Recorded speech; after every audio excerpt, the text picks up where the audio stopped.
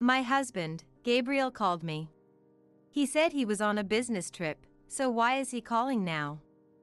He sounded very agitated and didn't really listen to what I was saying. Mom collapsed. I'm going back home. What? But Loren is. You don't need to come. I'll call you if anything happens. He didn't give me a chance to argue. The call ended just like that. What is Gabriel planning with such a blatant lie? Mother-in-law Loren collapsed. That can't be true. Because Loren and father-in-law Hugo are right here with me now. When I told Loren about Gabriel's call, she sighed deeply. Keep it a secret that we're with you. That foolish son of ours. What on earth is he thinking? Both Loren and Hugo were completely exasperated. Of course, I felt the same way as they did. I was fed up with Gabriel's habit of lying. We have to do something about it. Later, on Lauren's suggestion, we decided to set a trap for him. My name is Kyla. I'm 35 years old. I work in an office at a foreign insurance company. As a self-proclaimed workaholic, I lived my life single until I was over 30. My life changed when I was 33. I met Gabriel through a friend's introduction. Nice to meet you. Working for a big company, huh? That's amazing. I wish I could do that too. White teeth. Big eyes. A bright smile. I thought he was a funny person with a lot of expressions. We got married after 6 months of dating. We decided to live together. His parents, who live in the next state, are a cheerful couple who remind me a lot of Gabriel. They treated me very well during the wedding greetings, the wedding, and parties. I was worried Gabriel might never get married. I'm so glad you found him, Kyla. Absolutely. Thanks, Kyla. I'm the one who should be thankful. Hugo, Loren, I look forward to being family with you. I thought about how we would get along as a family from now on. My parents live in a very rural area, so I don't get to see them often. I thought I could be filial to my parents-in-law in place of my own parents. That's what I was thinking. But then, after we got married, Gabriel confessed something unexpected to me. Actually, he had been on bad terms with his parents for many years. And my parents-in-law, in truth, don't really like me. There are many things. They're difficult people in many ways. Really? I never felt that way. They seemed like a very close family. My parents are much more distant. Anyway, from now on, please don't contact my parents directly. Always go through me. Okay. Okay. If you say so, Gabriel. My parents-in-law don't like me? Even though they treated me with such smiles? I've already exchanged contact information with my parents-in-law. Could they really dislike me? I was so shocked that I didn't want to touch on the subject any further. It was around that time I started to become suspicious of his behavior. He was always glued to his smartphone and seemed absent-minded even when I talked to him. He always seemed to be thinking about something else, as if I wasn't even there. There's a saying, take for granted, and it fits perfectly. Hey, Gabriel. Hey. Are you listening? Huh? Oh, sorry. What? What's up? We were talking about where to go on our next day off. Get it together. I've been calling you several times. Next weekend. He paused, a hint of hesitation in his voice. Oh, I'm sorry. I just got called into work that day. I feel terrible about it. I'll make it up to you, I promise. I realized that Gabriel and I were spending less and less time together on the weekends. His sudden business trips and weekend shifts had become more frequent. Gabriel works in sales for a large corporation. I know he's busy, always rushing from one meeting to another. But isn't he just a bit too busy? I started to have my doubts. What if those business trips and weekend shifts were just excuses to see someone else? Once that thought crossed my mind, I couldn't shake it. I started noticing odd and suspicious things. Hey Gabriel, I've noticed that the gas tank seems to empty out faster these days. Any idea why? Do you have to drive far for something? Huh? Oh, the gas? Maybe it's because I've been driving to work on weekends, he replied, avoiding my eyes. And I couldn't help but notice a charge on our credit card statement for a woman's handbag. What's that about? What? Oh, that. My boss asked me to buy it for his daughter. He doesn't know how to shop online. There were so many more questions I wanted to ask him, but I decided to hold back for now. I didn't want to tip him off and risk him hiding the evidence. The GPS history in his car, the unfamiliar names on his smartphone, the scent of perfume that wasn't mine. Putting all these pieces together, I reached a conclusion. He was definitely cheating on me. Who could the other woman be? I decided to let him think I was unaware while I gathered more information secretly.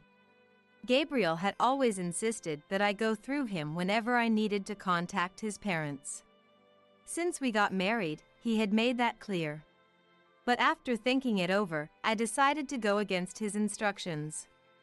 Following his rules wouldn't get me the answers I needed. When I called Lorraine, Gabriel's mother, she sounded delighted to hear from me. I was starting to worry since we hadn't heard from you. And Gabriel mentioned that. Well, it made it hard for us to reach out. What did Gabriel say? Why would you find it hard to contact me? Well, he told us that you find us difficult to deal with. Is that true? What? I never said anything like that. This was all wrong. Something had been twisted in the communication. Why would he tell them such things? Curious, I asked Lorraine directly. Lorraine, do you really think I'm difficult? Gabriel told me that you feel that way, and that's why I have to go through him to contact you. What? Absolutely not. I can't believe he would say that. He has been lying to us. It seemed he had been manipulating the information to keep me away from his parents. But why would he go to such lengths? What was his motive for causing such a rift? That day, Lorraine shared a lot about Gabriel with me. To be honest, even as his parent, it's hard to say this, but Gabriel has always been like this. He lies to cover up things, even when they're easily caught. It seems he hasn't changed at all. So he's been like this since he was a kid? What could he be hiding now? Well, I hate to say it, but maybe it's about the perfume you noticed, or those unfamiliar names on his phone. So, you're saying Gabriel is cheating? Lorraine and I had reached the same conclusion. She told me that her son apologized to her. At this point, I couldn't afford to be choosy about my methods. I needed to gather information. I consulted with Lorraine and decided to thoroughly investigate his infidelity. After that, Gabriel, unaware of our actions, continued his suspicious behavior. He claimed to work on weekends and go on sudden business trips, leaving every weekend. Of course, I wasn't just sitting back and watching. I tried everything I could think of. I traced his destinations using the car's GPS history and even asked Hugo to do a bit of investigating for me. Hello? Kyla? I did what you asked and called Gabriel's company pretending to be a business associate. As expected, it was just as we thought. Thank you, Hugo. So he hasn't been going on any business trips? Yeah. I confirmed it multiple times. He hasn't been on a single business trip. Not once since he joined the company. I knew it. I thought it was strange when there were no changes in his paychecks during the months he claimed to be traveling. Thank you, Hugo, for your investigation and for keeping in touch. I'm sorry about my foolish son. Hugo, like Loren, apologized to me. To be honest, I think the in-laws are just as much victims as I am. Gabriel had lied to them too, making them believe false information. After that, we continued to exchange information and conduct our investigation behind his back. About 6 months into the investigation, an astounding fact came to light. What? Gabriel has 2 mistresses? Hugo, is that true? Yeah, it seems pretty certain. That's what the detective agency's report said. He has 2 lovers, and one of them is married. I can't believe it. One shocking truth after another kept coming to light. Unaware of any of this, he continued his escapades. What should I do with him from here on out? The word divorce started swirling in my mind. About 2 months later, Gabriel announced another business trip. This time it was supposed to be longer, lasting about a week. Another blatant lie. On a whim, I decided to ask for more details. So, where exactly are you going on this business trip? What kind of work will you be doing? Just curious. What? Well, I can't really say. Sorry. It's confidential. As your wife, I have the right to know where you are and what you're doing, don't you think? What kind of secret could be so big that you can't even tell your wife? That's not normal. No, it's possible. At least at our company, it is. What's going on, Kyla? It's not like you to be so persistent. It seems I'm expected to keep quiet and not ask questions. That very night, a woman's name appeared on Gabriel's smartphone as an incoming call. Gabriel quickly grabbed his phone. I almost laughed out loud. Apparently, he didn't notice I had seen the screen. Gabriel then announced he was going out. A college friend called. I'm going over. There was some trouble, so I might stay over. Oh, really? Hey, is that friend a guy? Of course. Well, I'm off then. He eagerly prepared and left the house. After he left, I quietly started packing. I couldn't live with such a liar any longer. I couldn't ignore the voice inside me screaming for action. It had been exactly a week since he left on his business trip. Tomorrow was the day he was supposed to come back. I was in town shopping with my parents-in-law. Actually, we occasionally meet up like this to shop and have meals together. We exchange information about him and discuss what to do next. As we finished shopping and returned to the car, I received a call from Gabriel. Hello? Kyla, it's a big deal. Mom collapsed. I need to go back. What? But Loren is. You don't need to come. I'll call you if anything else happens. He was so forceful, not giving me a chance to say anything. Gabriel hung up after quickly giving me the information. What was he planning with such a lie? Loren collapsed? No way. That can't be true. Because Loren and Hugo are right here with me.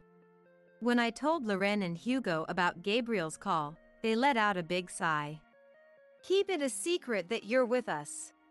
That foolish son of ours. What is he thinking? I don't know. I really can't keep up with him anymore. Right. I'm really sorry, Kyla. We need to give that foolish son a tough lesson. Both Loren and Hugo seemed completely exasperated. Of course, I felt the same way as them. I'm tired of his lies. We need to do something about it. After that, at Lauren's suggestion, we decided to set a trap for Gabriel. Fortunately, we always know where he is. We've gathered plenty of evidence. He has no way out. My victory was certain. One Sunday, I asked Loren to call Gabriel out. The place was a small cafe in town. I watched from behind a partition. Gabriel arrived a bit late, looking just like he always did. He was smiling as usual. "Hey Mom, long time no see." "What's up? What's the talk about?" "Well, I really wanted Kyla to join us too." "Oh, Kyla can't. Didn't I always say? She isn't good with Dad and Mom. Even if you invite her, she'd come up with some excuse to refuse." He lied so easily. What kind of person is he? That's how he has been deceiving us. I couldn't see Gabriel's face from where I was, but I'm sure he was smiling. I could tell from his voice. Facing our lying son, I wondered how Loren felt. Loren let out a big sigh, looked straight at Gabriel, and told him to tell the truth. "Lies will always be found out. We taught you that since you were little, didn't we? You can't fool Mom. Or Dad either." What? Why suddenly? The truth? You're saying I'm lying? Why would you think that? You told Kyla I collapsed, didn't you? What? Oh, that was... Gabriel looked away from Loren, making a small tootang sound. From my seat behind the partition, I could see his demeanor clearly. He seemed to think I had broken our promise and contacted Loren on my own. Gabriel quickly regained his usual composure and started repairing his almost unraveling lie. "No, that's not it. I remember clearly now. I misspoke." Misspoke? About me collapsing? Yes. It was a friend's mom who collapsed. She's a really important friend's parent, so it felt like my own parent collapsed. What a poor excuse. Doesn't he feel embarrassed saying that? Loren already looked exasperated. I couldn't stop sighing either. But did you explain that to Kyla? You didn't, did you? That's why she got worried and contacted me, right? I just forgot to mention it. Sorry. I'll call her when I get home, no problem. You don't have to do anything, Mom. Kyla wouldn't like it. Gabriel continued to lie to Lauren's questions. Amid his lies, I became mentally unstable and even physically ill. According to him, I had mental and physical illnesses and was difficult to deal with. He told Loren not to contact me directly. What a terrible lie. Gabriel, I didn't raise you to be such a liar. What happened? What? Liar? That's harsh. When did I lie? What did I lie about? What did you lie about? Everything. It's ridiculous to even list them. There are so many. Kyla, since when were you there? Gabriel was shocked by my sudden appearance. He jumped from his seat. His flustered behavior was almost comical. Though I wasn't in the mood to laugh. I sat down next to Loren. Just so you know, I've caught most of your lies. What were you planning to do by keeping Kyla and me from talking? Explain yourself. Well, it's not. I mean, should I explain it? You wanted to avoid coming home by using me as an excuse, didn't you? The moment I pointed it out, he turned pale. He was caught. Spending long holidays freely. That was Gabriel's main goal, to estrange me from his parents-in-law. When Thanksgiving or Christmas came, he would pretend to visit his family but meet his mistress. That way, he could enjoy his affair without interference from either his parents or me. You understand now, right? Loren and I know everything. Gabriel has been deceiving us to enjoy his affair. No, that's wrong. It's a misunderstanding. I'm not having an affair. You're both mistaken. Mistaken? How exactly? Explain. But no lies, okay? I took out my smartphone. I opened the voice recorder app. I intended to record Gabriel's words. He seemed surprised by my actions. His eyes were darting around. He was calculating the potential consequences of lying. It was clear he had always lied on the spot. I was asked by a friend to help him get closer to his girlfriend. Get closer? You were trying to set up your friend with someone?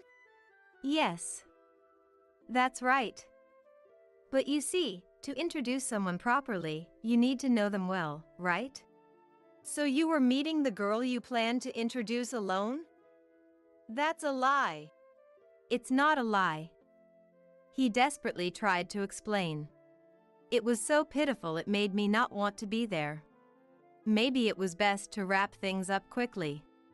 When I signaled to Loren, she called someone on her smartphone. Soon, Hugo arrived at the cafe. He brought 2 women with him. Gabriel turned pale when he saw them. No wonder. Both women were his mistresses. Gabriel's co-worker from his company, Madeline, and the wife of a client, Olivia, were sitting there.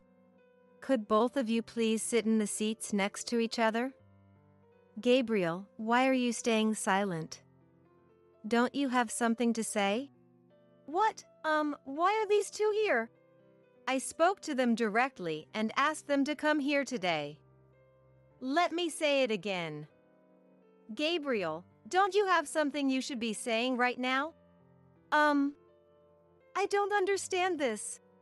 What does he mean, he doesn't understand? I could feel my blood boiling and rushing to my head.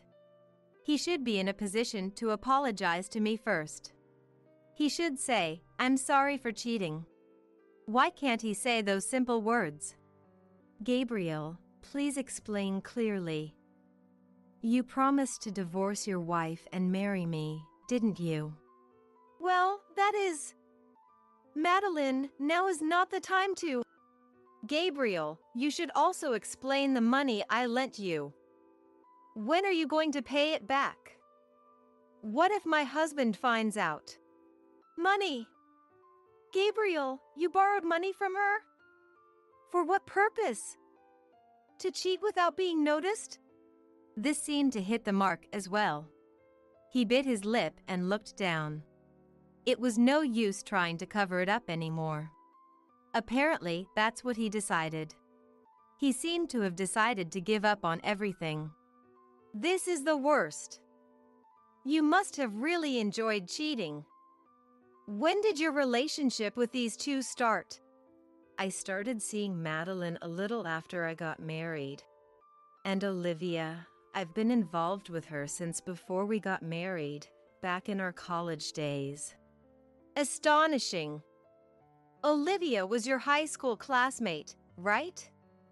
So, you've been involved with her since then?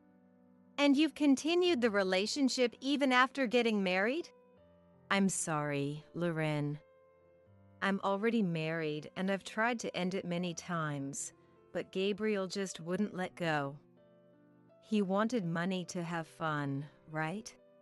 Her husband is a wealthy man. Gabriel was extracting money from her. He needed the money to enjoy his relationship with Madeline. They had taken many small trips together, disguised as business trips. Wait a minute. What? Since when? Since when has you been in contact with Dad and Mom, Kyla? For quite some time now. I'm sorry. I broke the promise. Gabriel told me to always go through him if I wanted to contact Hugo and Loren. He told us the same thing.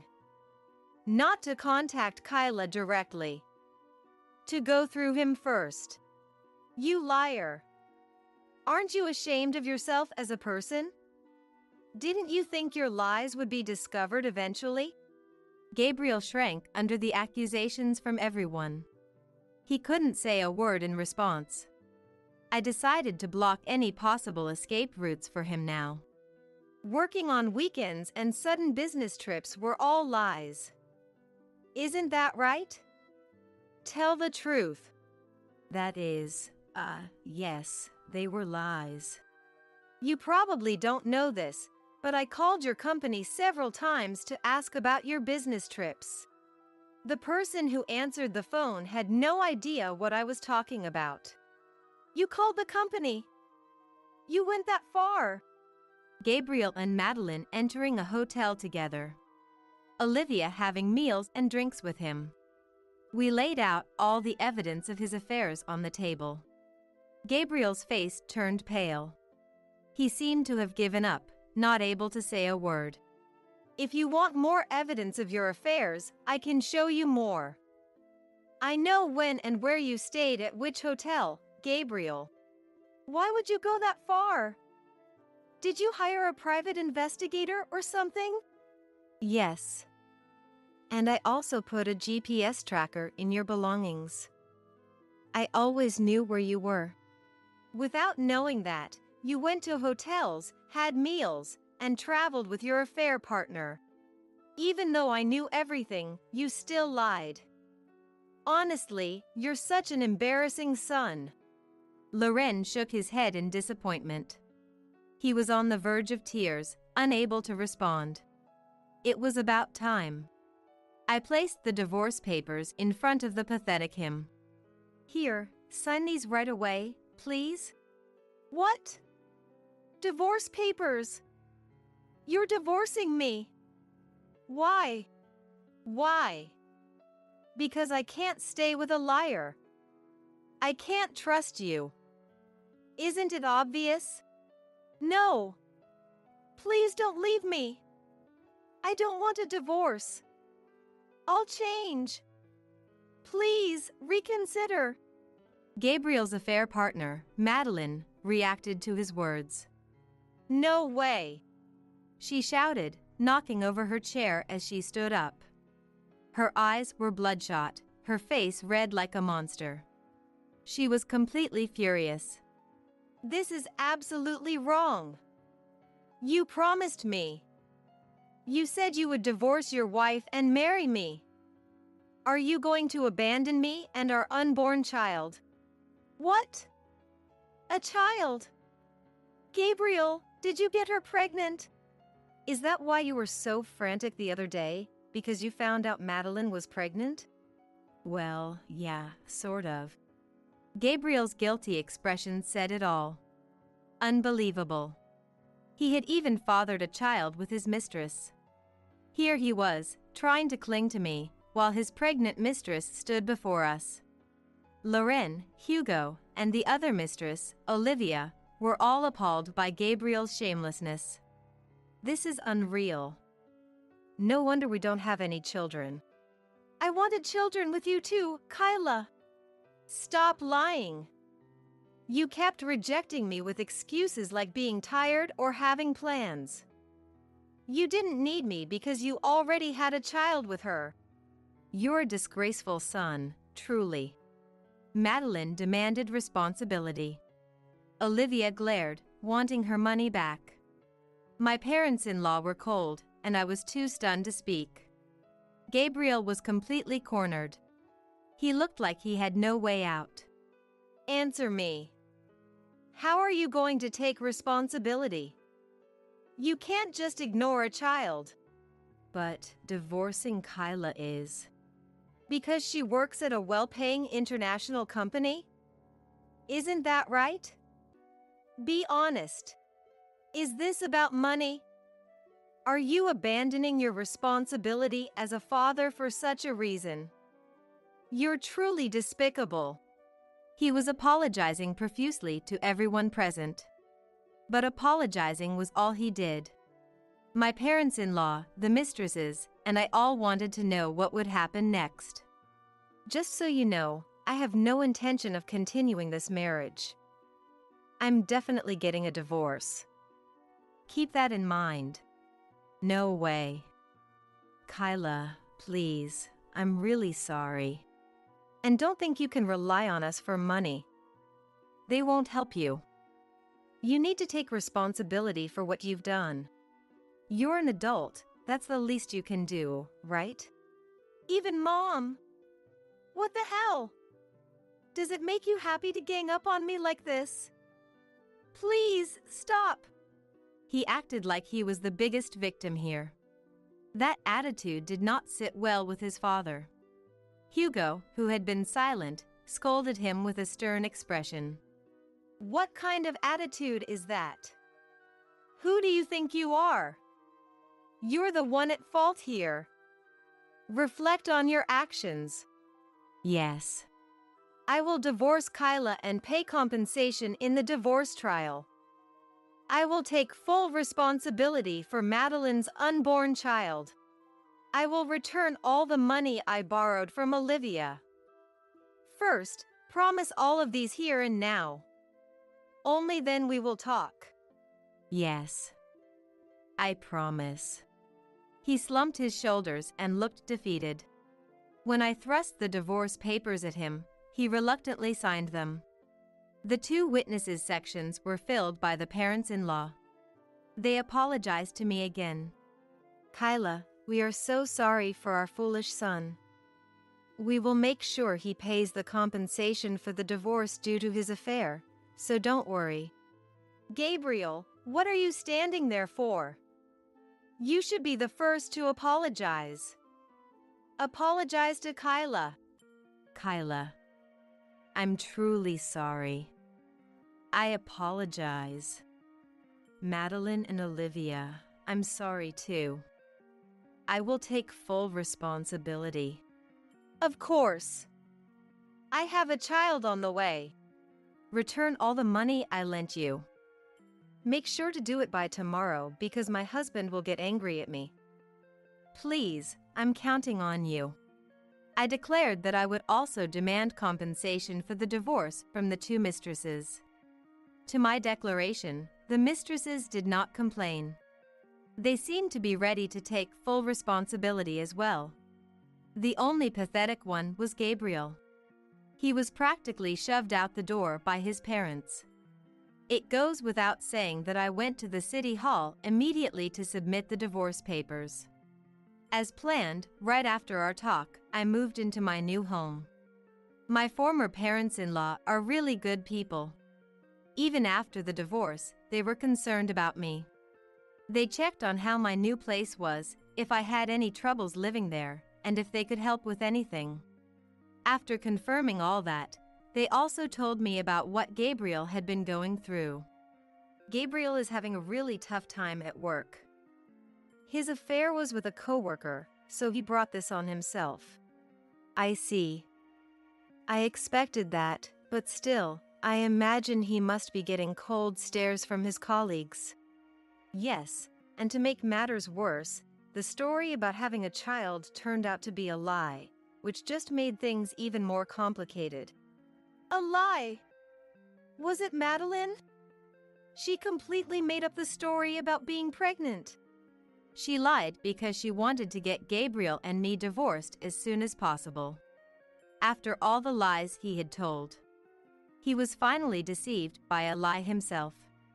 You brought this on yourself, indeed. It's no wonder Loren was exasperated. And there's one more thing. About Olivia. Gabriel repaid the loan properly, but it seems her husband found out about the affair. No way! Yes, the very same. It seems they are getting divorced. Even though she became a wealthy wife, just like Gabriel, Olivia was foolish as well. Apparently, her ex-husband's anger was intense. Olivia was made to pay a large sum in the divorce settlement. Now, she is working in a small bar, slowly paying off her debts. The pathetic end of the cheating woman. Though I thought it served her right, I couldn't bring myself to sympathize. Gabriel and Madeline were in an even worse situation. They were completely isolated at work. No colleagues wanted to deal with the liars. They worked under cold stares every day. But they couldn't quit easily. They had debts to pay. In the harsh company environment, they had to keep working while facing regrets. There isn't much to highlight about my life after the divorce. I'm just back to the same environment as before I got married, living normally. If there's anything different, it's that my colleagues are being unusually kind to me. And, perhaps, the fact that I've developed a special relationship with a handsome client representative. He's also been through a divorce and thought he'd spend the rest of his life single. He asked me out, saying, "If you'd like," and I accepted. It was too good an offer to pass up. He's an impeccable person. Honest, cheerful, and being with him brings me peace. Meeting him made me realize that divorcing Gabriel was the right decision. The 2 years spent with that lousy liar made me a stronger woman. From now on, I want to cherish the happy times with my partner even more. At this point in my life, I believe there's nothing more precious than spending time with someone I can trust. Celebrating an idiot is just a waste of time. Geneva, my mother-in-law, spat out those words as if they were venom. Was she really saying that my daughter Lola was an idiot, and that celebrating her birthday was pointless? I couldn't believe it, especially since she had planned this birthday party herself. So for Geneva, today's party was never meant to be a joint celebration with Lola, it was all just an excuse to have her own birthday celebrated from the start. I glanced over at my husband Ned and saw his body trembling slightly. He must have been seething with anger too. That's what I thought when I looked at his face. But then Ned did something that made me doubt my eyes. Incredibly, he suddenly broke into a smile and agreed with Geneva's words. "You're right." I was stunned by his words and attitude. Why wasn't he saying anything back when she was being so insulting? And agreeing with his mom instead of defending our daughter. I couldn't help but feel suspicious of him. However, his next action nearly made me burst out laughing. My name is KC. I'm a 30-year-old housewife. 3 years ago, Ned, who worked at the same company and was 2 years older than me, confessed his feelings and we started dating. He was a kind and reliable colleague in the same department. Whenever I made a mistake, he would swoop in to help, and when he complimented me, he would do so with specifics. I was drawn to him, but he was also incredibly popular with the women at the company, so I had half given up on him. So when he confessed to me, I was over the moon. As we dated, I realized that not only was he kind and dependable, but he was also an incredibly sincere man. Plus, he surprised me by revealing that he had liked me since we first started at the company together. I was thrilled, and it made me like him even more, seeing how loyal he was. After 3 years of dating, the idea of marriage started to enter my mind. And then, amazingly, I found out I was pregnant with his child. I nervously revealed my pregnancy to him. "I'm not marrying you just because we're having a baby. I always intended to marry you. I'm going to love you and our child with everything I have. So let me propose to you properly." And he embraced me, saying, a few days later, "Will you marry me?" He gave me a ring and said. I was so touched by his sincerity and kindness that I started crying. "I look forward to our life together," I replied. Now that we had decided to get married, the three of us were going to find happiness together. After deciding to marry, we immediately had a family meeting. Although my parents were surprised that I was already pregnant, they said, "If Ned's the father, then I'm not worried. I can't wait for the baby to be born." They were happy about both the marriage and the pregnancy. "Next, we need to go greet Ned's parents." Yeah, you're right. I thought I saw a hint of unease on his face, but I figured it made sense given we were going to announce both our marriage and pregnancy. While he had brought me to my parents' house several times, this would be my first time visiting his family home. When we arrived to greet his parents, there was a luxury car parked out front. "Casey, I'm sorry. Looks like my brothers are here too." "No worries, I'll be fine." I had thought it would only be his parents, so my nervousness increased a bit. But I felt strongly that as long as I was with him, it would be okay. More than that, I hadn't known he had brothers.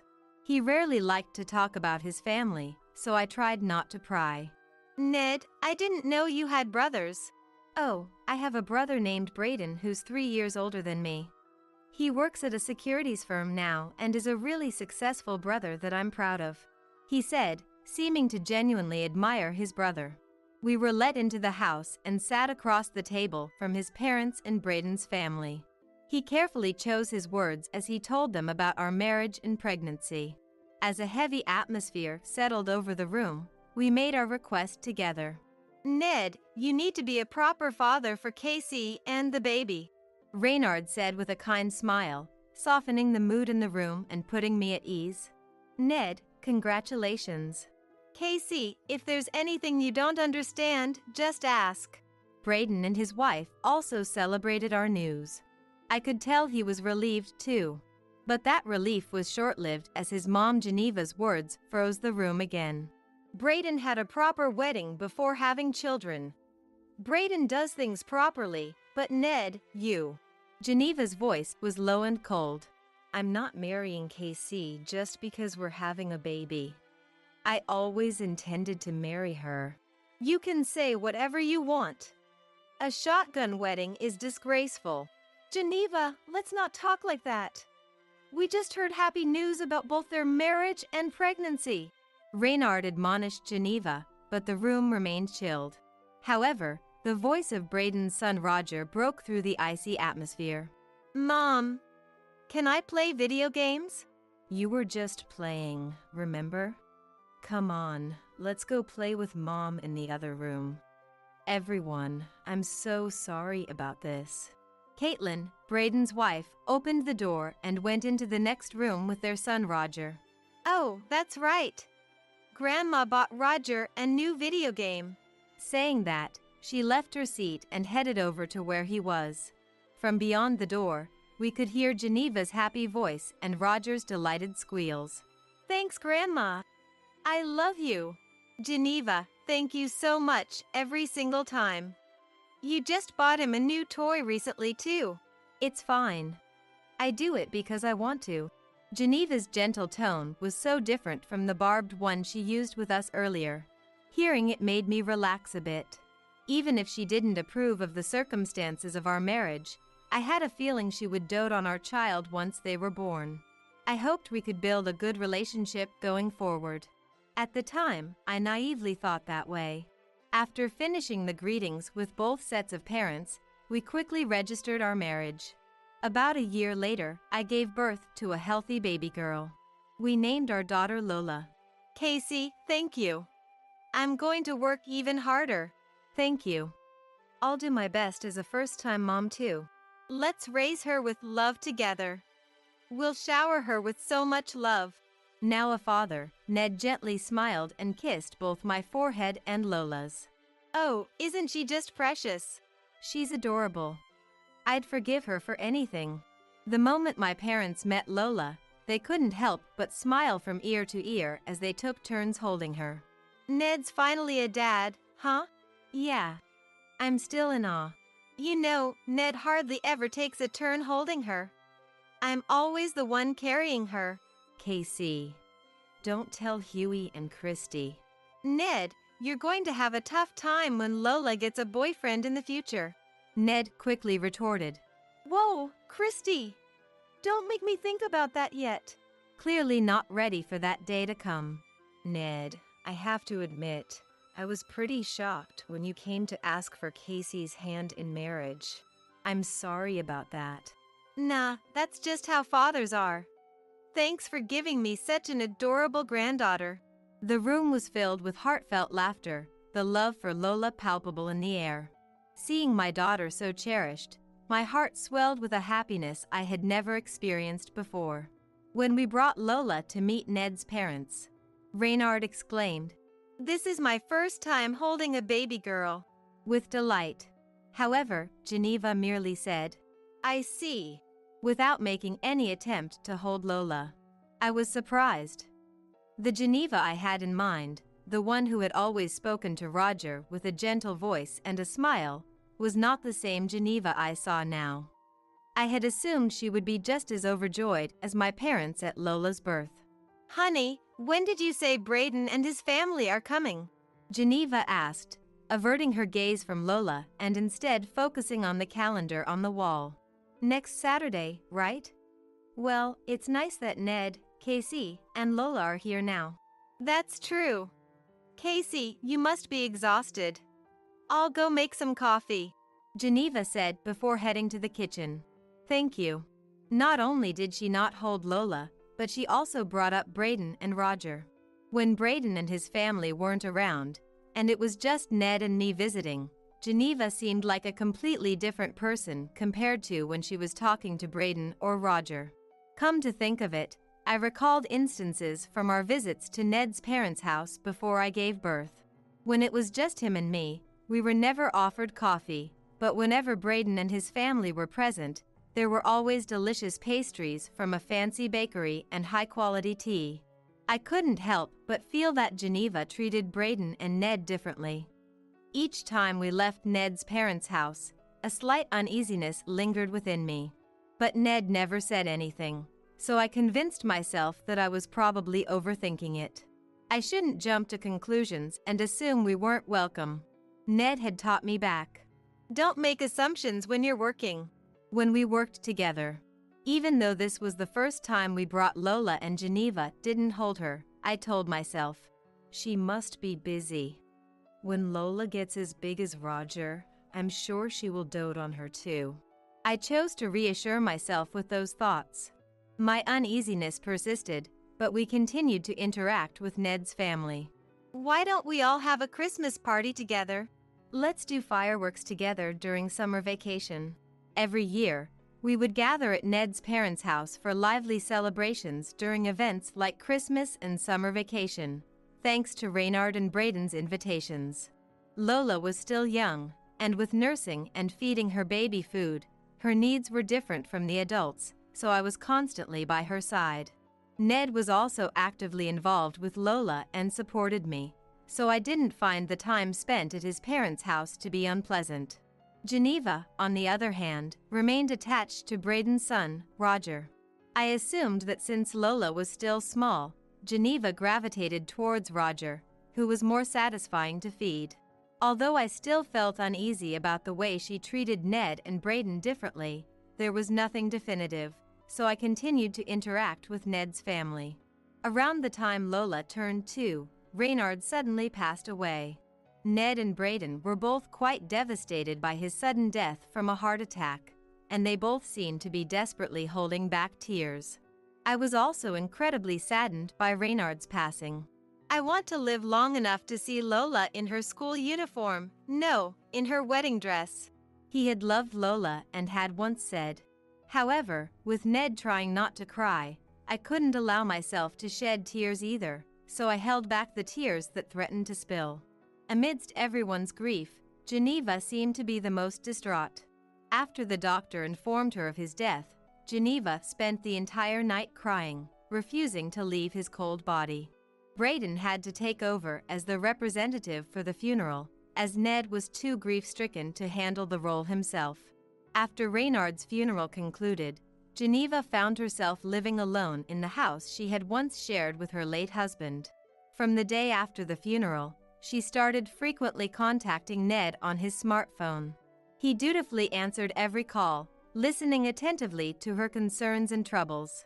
Her calls weren't just about venting, she also had daily requests for Ned, like picking up groceries, mailing letters, or changing light bulbs, tedious errands that never seemed to end. Despite his best efforts to meet her needs, the toll on Ned was evident. In just 1 month since the funeral, his face had become visibly worn and exhausted. Even during the couple's precious alone time after putting Lola to bed, her calls would interrupt, leading to fewer and fewer conversations between us. One evening at 10 p.m., Ned's phone rang with the familiar sound of Geneva's ringtone. "It's Mom again," Ned muttered, glancing at the caller ID on his smartphone screen. I swiftly took the phone from Ned's hand and answered it myself. "Geneva, I apologize for answering instead of Ned." He's currently working on some important documents for his job tomorrow. If it's all right with you, I'd be more than happy to listen and chat with you myself. Casey? Is that you? Yes, it's me. For the next 30 minutes, I patiently listened to her array of complaints and stories. She started with grievances about the neighbors, eventually shifting to griping about various celebrities. Just when I thought she had exhausted all her complaints, Geneva launched into reminiscing about life with Reynard, praising Braden's accomplishments, and offering unsolicited parenting advice. Casey, I'm so sorry for burdening you with all my venting. It must have been quite an ordeal. It's okay, really. If anything, I should be apologizing for leaving you to handle Geneva all on your own until now. With preschool preparations settling down and Lola's health finally stabilizing, please let me take over handling Geneva's needs. Once Lola starts preschool, I should have even more free time. Thank you so much, Casey. Marrying you was truly the best decision I ever made. But please, don't push yourself too hard. I appreciate that. I'll do what I can manage. I know work has been hectic for you lately, and you were so excited about leading that big project. I really want to support you in that. Thank you, love. Tomorrow, I'll pick up a tart from your favorite bakery, and we can enjoy it together. From then on, I took over fielding Geneva's various requests to lighten Ned's load. Oh, by the way, Braden and his family won't be able to visit this summer, so don't feel obligated to come either. I'm sure traveling with a young child in this heat would be quite a hassle. She mentioned one day when I dropped off some items she had requested. I understand. We'll plan accordingly. In the past, whenever we visited the in-laws for major holidays like Christmas or summer vacation, Braden and his wife would always join us. However, with Braden's family unable to make it this year, Geneva was essentially uninviting us as well. While I appreciated her concern for Lola's well-being, this became a recurring pattern. Whenever Braden's family couldn't attend a gathering, "It's perfectly fine if you can't make it," she would reach out to let us know. I didn't dwell on it too much, figuring that she was going through a challenging time herself and probably wanted some space and quiet. Visiting family less often might be a nice break for us anyway, I thought. Then one day, as I often did, I found myself at her doorstep with the items she had requested. Her shopping lists were never simple or quick to fulfill, if I'm being honest. At least 3 times a month, she'd ask for things like specialty bread from a superstore an hour's drive away or clothing pickups from a department store. Today's mission had been to procure pastries from a bakery in the neighboring state. After dropping Lola off at preschool, I made the long journey to get them. It was exhausting, but I couldn't bring myself to refuse her requests. I couldn't imagine the pain of losing your beloved spouse, and I worried that if I said no, the burden would fall back on Ned. "Geneva, I brought the items you asked for." "Oh, you're here already? I'll be right there," as she opened the door to greet me. I caught a glimpse of 2 gift-wrapped boxes through the crack. That wrapping paper, it was from a toy store. Seeing those packages, a sudden realization hit me. Lola's birthday was just 2 weeks away. Could it be that Geneva had thoughtfully picked out birthday presents for her beloved granddaughter? I started to believe that Geneva was trying to care for Lola too. Geneva is also trying to take care of us, Lola. That made me happy. "Casey, keep the Sunday after next free, okay?" That day was the day before Lola's birthday. I became convinced that Geneva was trying to celebrate Lola. Of course. The 3 of us will be there. I was so happy that I told Ned exactly what had happened today when he got home from work. Geneva is trying to celebrate Lola. I'm sure she went and bought a present herself. So Ned, is the Sunday after next okay? Let's have a joint birthday party for Lola and Geneva, whose birthdays are close. "Yeah, let's do that." Ned thought for a moment and agreed. And I've been asked a favor by Geneva for that day. "A favor?" And on Lola's 4th birthday, our family headed to my in-laws' house, the venue for today's birthday party, with Geneva's favorite fancy chocolate cake in hand. One more favor Geneva asked of us was to go buy this chocolate cake. I want you to go buy the chocolate cake from that store. It's my birthday after all, so I want to eat something delicious. The store Geneva specified was an hour-and-a-half drive away. Moreover, the whole cakes are very popular and cannot be reserved, so there is always a long line every day. Anticipating this, we drove out early in the morning to buy the chocolate cake Geneva had specified. On Lola's actual birthday, we decided to save the character cake, and for the cake for Lola at the birthday party at my in-laws, I would bring one I made myself. Excuse us for intruding. Thanks, Ned, Casey. When we arrived at my in-laws' house, the Braden couple had already arrived, and my sister-in-law Caitlin greeted us. From the back, we could hear the cheerful voices of Geneva and Roger. Sorry we're late. It's okay, it must have been a hassle. Going all the way to buy a chocolate cake. Caitlin sympathized with us in a low voice, furrowing her brows. We and the Braden couple arranged the takeout we had bought on the large table, and the joint birthday party for Lola and Geneva began. In the center of the table, we set up the chocolate cake Geneva had specified that we had lined up early in the morning to buy, and the homemade cake for Lola. Inside the house, Braden was smiling softly. Happy birthday, Lola and Mom, Braden said before the toast. Thank you so much. And Geneva responded with a soft smile. As the meal began, Geneva sat right next to Roger, fussing over him attentively. Would you like Grandma to get you some mashed potatoes? They're delicious. Even though Roger was already in 3rd grade, Geneva kept treating him like a baby. Caitlin watched with a wry smile. Mom, Roger can eat by himself, you know. When Braden said that to Geneva, she replied with the same gentle smile. Oh, it's fine. Grandchildren are precious, so let me dote on him. Speaking of which, Braden, you were already studying 2 grades ahead at this age, right? So I'm sure Roger takes after his dad and is gifted too. Oh Mom, stop it. Braden's slightly embarrassed voice was followed by laughter from him and his wife. Seeing this, Lola looked like she wanted to say something, so I asked in a low voice. What's the matter? She whispered. When should I give it to her? In my ear. Actually, Lola had drawn a portrait of Geneva for today's birthday party. Geneva? Lola has something she wants to give you, is that okay? Go on, Lola, give it to Grandma now. At my encouragement, Lola took out the drawing paper with Geneva's portrait from her backpack, walked over to Geneva. Here you go. And shyly held it out saying. The paper Lola handed over was rolled up and tied with a ribbon. When the ribbon was untied, it revealed a portrait of Geneva with heart marks drawn on it.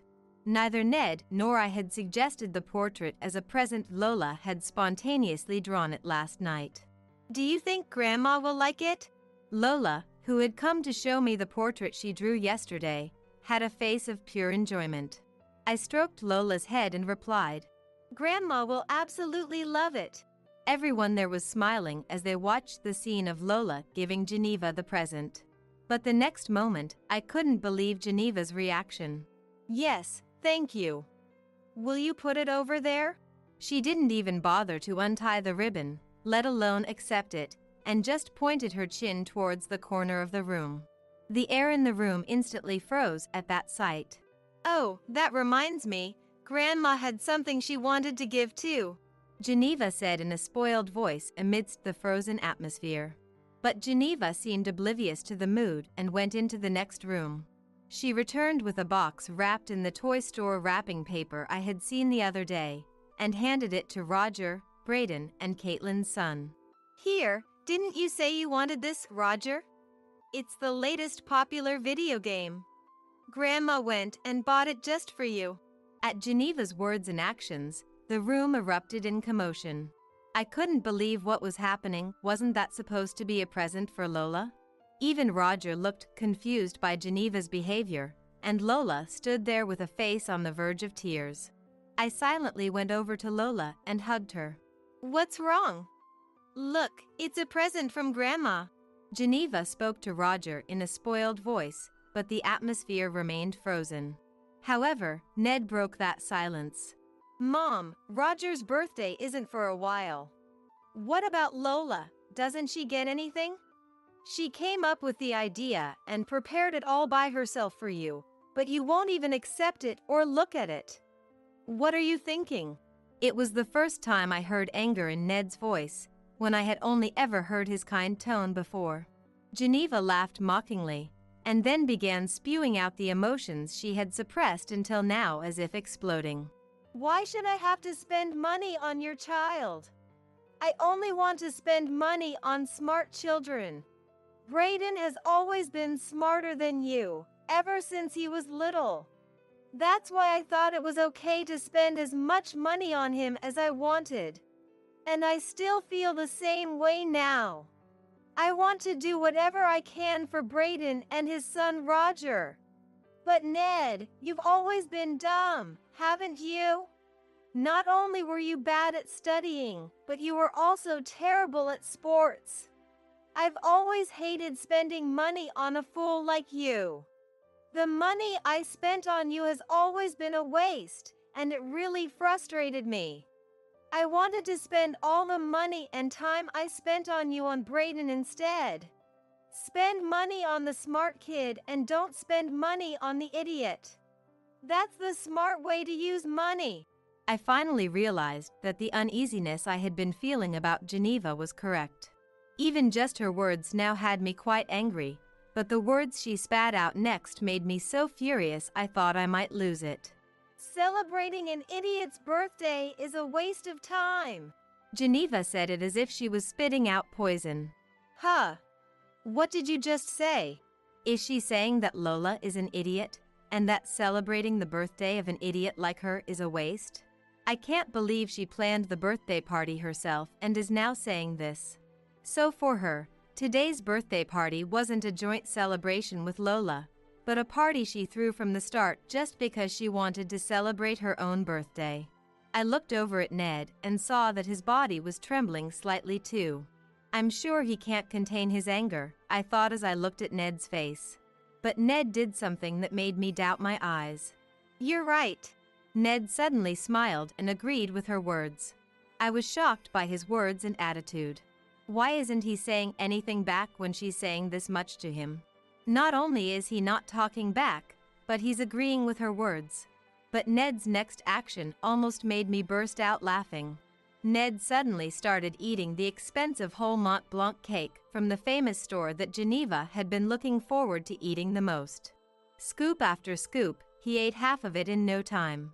While Ned was eating the cake, Geneva was trembling and shouting, "Hey! Stop that right now!" But Ned didn't stop eating. And just like that, he quickly devoured the entire expensive chocolate cake. Ned, what are you doing? That was supposed to be my cake. Why are you eating it?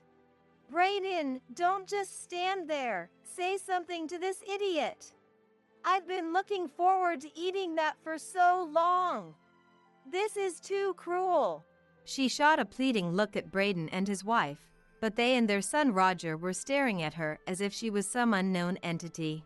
Ned opened his mouth to address the screaming Geneva.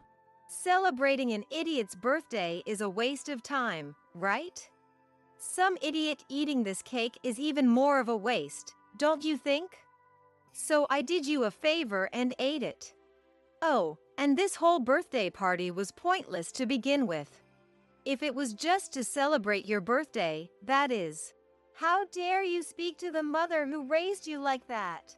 Geneva retorted furiously in response to his cold words. I frowned, thinking how she could possibly call herself the mother who raised him after discriminating against him so much. Raised me? You just used me as your personal punching bag to vent your frustrations. Whenever someone in the neighborhood insulted you or something you wanted to buy was sold out, you'd wait until Brayden wasn't around and hurl abuse at me. You've always compared me to Brayden and favored only him. But even though you discriminated between us, I never thought you'd do the same thing to my daughter. I knew you weren't an easy mom for me to deal with, but I truly believed you'd be a good grandma to Lola. That's the only reason I agreed to this birthday party. Me be a grandma to that child? Don't be ridiculous. The daughter of an idiot son is bound to be an idiot too. Especially a child conceived from a shotgun wedding between an idiot son and an idiot woman. Of course, she'll be an idiot. I have no desire to be a grandma to such a stupid child. Why would I ever say I want to see her? She shouted, practically spitting with rage. I couldn't hide my disappointment. How could she say such terrible things? Not wanting Lola to hear any more of Geneva's words, I took her and Roger to a room in the back. Roger had an indescribable expression on his face. He simply stayed silent, gently stroking Lola's head as she cried. I'm sorry. You two stay here a little longer, okay? Saying that, I shut the door and went to stand next to Ned, who was confronting Geneva. Hey, if that's how you feel, then why have you been summoning me over so much lately? You've had KC making calls and running errands too, but it's all been for trivial things. For someone who claims to want nothing to do with us, your behavior makes no sense. Menial tasks are a job for idiots, aren't they? I wouldn't dream of bothering Brayden and his family with such things. You should just shut up and do them, since menial labor is about all you're capable of. Despite her insulting words, he remained calm. He simply gazed at Geneva with ice-cold eyes and murmured, So that's your true feelings, huh? Of course it is. If Brayden and his family aren't coming, I have no desire to deal with you idiots. I thought it would be a good experience for Roger to look after a child beneath him, which is why I called you over. But if the three of them aren't coming, I don't even want to see your faces. Geneva smirked arrogantly, crossing her arms. I held my aching head at the sight of her. Out of the corner of my eye, I could see Brayden and his wife struck speechless by Geneva's words. I see. Got it. KC, let's go home. Saying that, Ned started gathering their things. Ned, I'm sorry, man. I had no idea things were like this. Brayden apologized to Ned, who nodded deeply. It's all right, bro, it's not your fault. She's always been good at pulling this crap behind Dad's and your backs. Ned smiled gently at a pale-faced Brayden. That's right, Brayden. You have nothing to apologize for. You were the smart child, but that one over there was the idiot, and that's why things turned out this way. As Geneva said that, Brayden turned to face her and spoke in a clipped tone. Mom, no. I don't even want to call you Mom anymore. Caitlin, let's go home too. What are you saying, Brayden? Caitlin, don't just stand there. Say something. Geneva appealed to Caitlin, Brayden's wife, for help, but she ignored her and stood up. I'll pack this food up so you can take it home and eat it. It'd be a shame for such delicious food to go to waste in this environment. I bought some things Lola would like too. Make sure she eats a lot later. She divided the remaining food into 2 boxes and handed them to me. During all this, she thoroughly ignored Geneva. What are you two saying? After I've given you so much over the years, land, cars, money, you won't take my side? I was a naive idiot who believed you when you said you were giving Ned an equal share. It undoubtedly helped with household expenses, so I accepted it. But that wasn't the case at all, was it? I'll return as much of the same things as I can. And with that, I'm cutting ties with you. Brayden, have you lost your mind? As Brayden and Geneva argued, I called out to Ned. Ned, I'm so sorry. I had no idea about any of this. If he had to endure a childhood like that, of course he wouldn't want to return to the home of a mother who insulted him. You have nothing to apologize for, KC. She seemed to act normally around you, so I didn't think there was any need to say anything that would worry you. Mom's blatant favoritism of Brayden continued even after I became an adult, but I liked my brother, and once I moved out I was able to distance myself from her, so I didn't let it bother me. Ned. Ned had been constantly sacrificing his own well-being for the sake of those around him. I could only imagine how painful it must have been for him. If anything, I'm the one who should be apologizing for not telling you about her sooner. I shook my head at Ned, who lowered his eyebrows looking apologetic. Ned's eyes hardened with resolve as he continued in a firm tone. If you are going to treat our daughter the same way, that's a different story. I'm never bringing Lola or you to a place like this ever again. Let's go home, KC. Brayden must have used some extremely harsh words, because Geneva was simply slumped over the living room table, sobbing. Taking advantage of the moment, Ned and I, along with Brayden and his wife, left my in-laws' home. Roger, thank you for comforting Lola this whole time. It's nothing. As we were leaving, I expressed my gratitude to the kind boy who had been consoling Lola. Today's events must have left a deep wound on his heart as well. After all, he found out the true nature of the grandma he had always thought was kind. He may only be in 3rd grade and still a child, but that doesn't mean he's ignorant or doesn't understand anything. He must realize that he alone was favored, and that it hurt Lola. But it's precisely because Roger hasn't done anything wrong himself that he seems at a loss for what to do. I couldn't help but hope that this wouldn't leave a lasting scar on his heart. When we got home and closed the front door, Lola finally spoke up. Dad, Mom, does Grandma hate me because I'm as stupid? Lola mumbled in a small voice, tears welling up in her eyes. We hastened to reassure her. No, that's not true at all. You're not stupid, Lola. Dad and Mom love you so much, Ned said, hugging Lola's small body close. That's right. You were born loved by everyone, Lola. You're turning 4 tomorrow. I made a reservation for your favorite cake, so let's go pick it up tomorrow. I embraced my beloved Lola, with Ned still holding her. My favorite cake? That's right. With strawberries on top. Yep, it has strawberries. Yay! When we first got home, Lola seemed shocked that Grandma hated her, but as Ned and I kept telling her, we love you so much, her smiles gradually started to return, which put me at ease. I had wanted to end my relationship with Geneva after what happened today, but a few days after the birthday party, a certain incident occurred. The doorbell rang violently. Casey, I know you're in there. Won't you open up, please?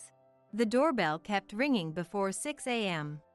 Rubbing my sleepy eyes, I looked at the door monitor and saw Geneva's figure on the screen. What do you want? I'm telling you to open the door, so hurry up and come out. Thinking the commotion at the door would bother the neighbors, I headed to the entryway. However, I absolutely did not want to let Geneva see Lola, so I dealt with her outside without letting her in the house. You finally came out. Listen, I can't get in touch with Brayden and his family. I went to their house, but not only would they not let me in, they said terrible things to me. Geneva had gone to beg Brayden to take back his declaration of cutting ties, but she was turned away. Apparently she was told, "Don't ever come back." Roger says he doesn't want to see you either. Casey, won't you come with me? I want you to talk to Brayden and smooth things over for me. I'll forgive that idiot son for what he's done if you do. I was so dumbfounded I couldn't say anything. I couldn't believe she had the nerve to ask me for a favor after saying such horrible things to him and wounding Lola's heart. I took a deep breath and said to her, "You have no idea how amazing Ned is. He's an indispensable person at his company. Not only is he kind and dependable, but he's also smart, looks out for his juniors, and is well-liked by everyone." Casey, what are you suddenly going on about? Never mind that, about Brayden and the others. He is incredibly important to me too. I have no desire to listen to the requests of someone who insults him and causes trouble for him. I hated all the phone calls and favors you asked of me. I couldn't care less about celebrity gossip, and it was a huge burden to do your shopping for you when your legs work just fine. But because you're Ned's parent and I thought you were suffering after just losing your husband, I tried to be there for you. But I won't do that anymore. I don't even want to talk to someone who insults Lola, Ned, and me. Please leave now. Don't get so full of yourself, woman. Who do you think you're talking to? Just as I was about to retort that she was nothing more than a disruptive old hag, I heard the sound of the front door opening. What are you doing here? It was Ned who came out. He had taken time off work for the move, so he was home today. The truth is, after the birthday party, we had decided to move somewhere Geneva couldn't interfere with us at all. Ned, who had been making preparations for the move these past few days, stood in front of me and faced Geneva. You bastard! It's your fault Brayden and the others declared they were cutting ties with me. How are you going to make this right? Is that so? Then don't try to get involved with this bastard. Casey, come inside. I'm locking the door. Saying that, Ned took my hand and locked the front door. Who do you think you're alive thanks to? Open up, you idiot! Geneva pounded on the front door, causing a commotion in front of the apartment. Her verbal abuse was getting more and more dangerous. The moment I picked up my smartphone to call the police, I heard the sound of a patrol car's siren in the distance. The sound gradually got louder until it stopped very close by. I immediately heard the voices of unfamiliar men and Geneva screaming. She must have been putting up quite a fight, because I could hear them trying to restrain her and even mention the word arrest. When Geneva's voice had completely faded away, the doorbell rang again. I expressed my thanks and apologies to the police officer who had rung the doorbell, and answered as much as I could about my relationship with Geneva. After that, my husband and I moved, and of course we didn't tell her our new address, so we successfully cut ties with her. Apparently Brayden and his wife returned an amount equal to the cars and gifts they had received, moved out, and returned the land. When they moved, they didn't provide their new address. Their last communication was, "This should cover what we owe you." Then Brayden, his wife, and everyone else changed their phone numbers. As a result, it seems Brayden and his family were also able to sever ties. In the end, Geneva, now alone, finally sought help from her siblings at this point. But no one is happy about a distant elderly relative suddenly showing up out of the blue, even if they are siblings. They were all around her age and had their hands full just taking care of themselves. Geneva barged in acting all high and mighty, expecting them to take care of her and trying to order around her siblings' sons' wives and grandchildren who lived with them. "Please, just go into a nursing home." They almost kicked her out, saying. But Geneva refused to change her attitude, insisting it had to be a high-end facility with lots of amenities. The reason she could be so pushy was because she was the eldest daughter. Geneva, who had inherited a considerable sum from her deceased parents, plus the inheritance from Reynard, had more funds than anyone else. Even so, Geneva looked down on everyone except Brayden as fools. She hated spending money and pressured her siblings, "You're my younger siblings, so you all should take care of me," who had inherited the same amount, saying. In the end, Geneva apparently got into the high-end facility she wanted. But to the kinds of people who could afford such a high-end facility, she was an exceedingly vulgar woman they wanted nothing to do with. As a result, the other residents avoided her, and the staff apparently became her outlet.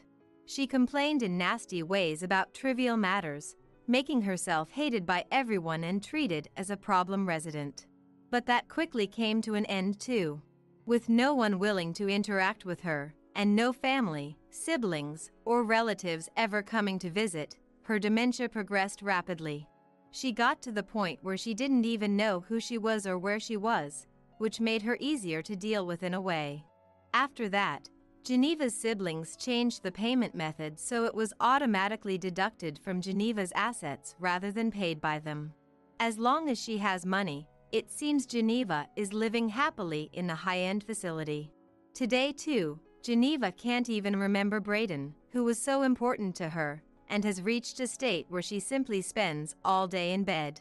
As for Ned, after completely cutting ties with Geneva, he quickly rose through the ranks at work. Perhaps because he was freed from Geneva's curse of calling him a child who can't do anything and a foolish man, his complexion visibly improved. He was full of motivation, and with his innate character, he was able to work together with his team to achieve even better results. Geneva's hold on Ned must have been a terrible curse for him. I felt relieved to see Ned in good spirits. And now, I have a baby in my belly. Lola, you're going to be a big sister soon. Yeah. I can't wait. All right?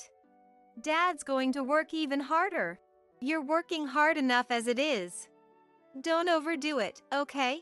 We moved to an even more spacious high-rise apartment for the second time, thinking about our growing family.